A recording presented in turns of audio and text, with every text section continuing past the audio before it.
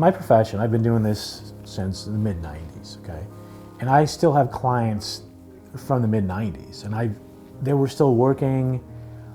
They went through retirement.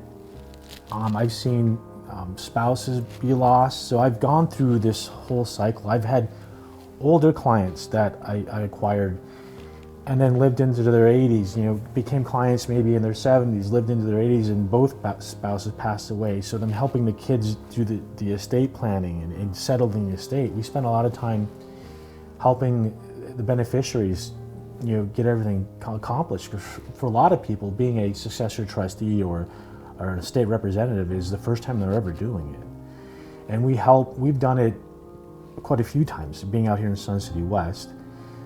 We've helped a lot of families get that process wrapped up. So that experience is very, very helpful.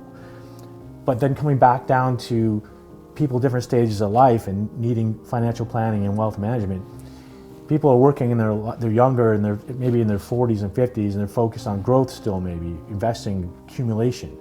Then they retire, right? And that switch gets flipped, and all of a sudden now it's wealth distribution planning is a whole different ballgame. And there's a lot of times I've heard an analogy where we're much like a Sherpa helping clients, get up that mountain, which the peak is retirement, and then coming down the mountain is in retirement, right? And the analogy goes that most accidents climbing a mountain happen on the way down, right? So that's much the case in retirement planning as well, because it's about distribution planning, tax planning, things that make your money last. How much money are you taking? What kind of assets are you investing in? What kind of risk planning are you doing? It gets a lot more complex.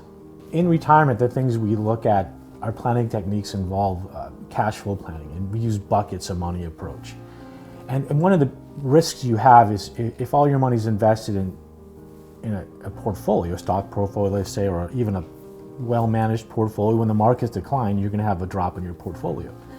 So having a bucket approach, maybe you have 2 years worth of expenses sitting in short-term bonds or money markets. So if the market drops, you have a bucket of money to pull cash from, that you're not selling things when they're down.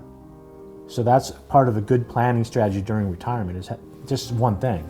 Another thing is looking at how much money you have in IRAs. I have a lot of people that retire with the bulk of their assets in IRA accounts or 401k accounts. So when you turn 73 and a half, all of a sudden you have to start taking money out of those, whether you want to or not.